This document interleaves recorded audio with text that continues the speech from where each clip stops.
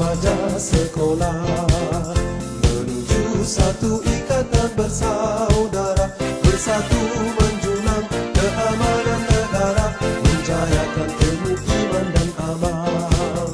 Marilah kita membina peribadi, membentuk insan yang kreatif ke arah kecemerlangan diri sepanjang masa yang berterusan.